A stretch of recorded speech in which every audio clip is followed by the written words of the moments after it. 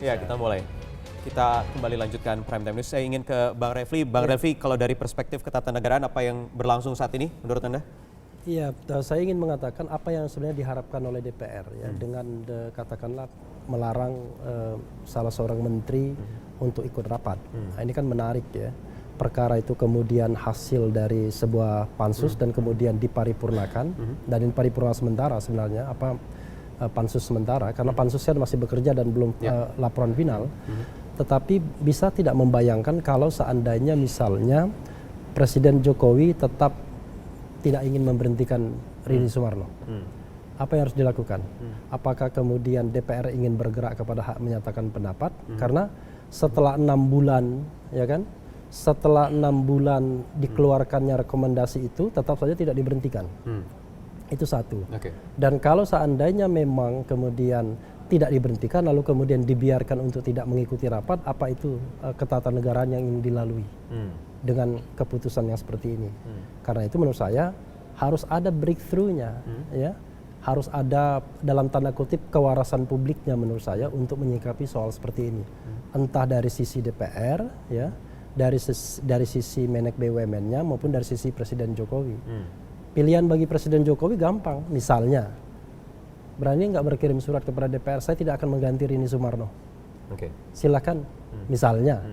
Dengan konstelasi politik yang baru seperti ini, saya kira Jokowi memiliki resources dan kekuatan untuk itu.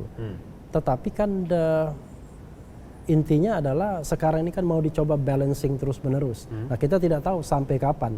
Sampai kapan kondisi status quo ini akan terjadi. Nah, gitu.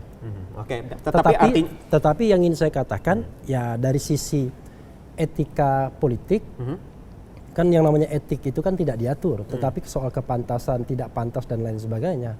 Seorang menteri itu kalau dia masih aktif, dia adalah pembantu presiden. Jadi menolak menteri sebenarnya menolak presiden. Secara fatsun ketatanegaraan misalnya, aplikasi apa yang dijalankan saat ini menolak presiden.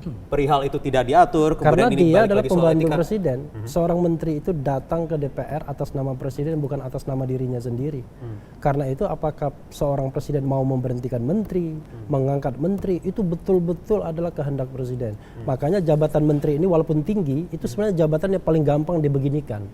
Anggota DPRD saja kalau mau memberhentikannya pakai tata cara. Tapi seorang menteri ini memberhentikannya itu gampang sekali. Presiden bilang, kamu berhenti. Secara administratif, ya secara politik lain lagi.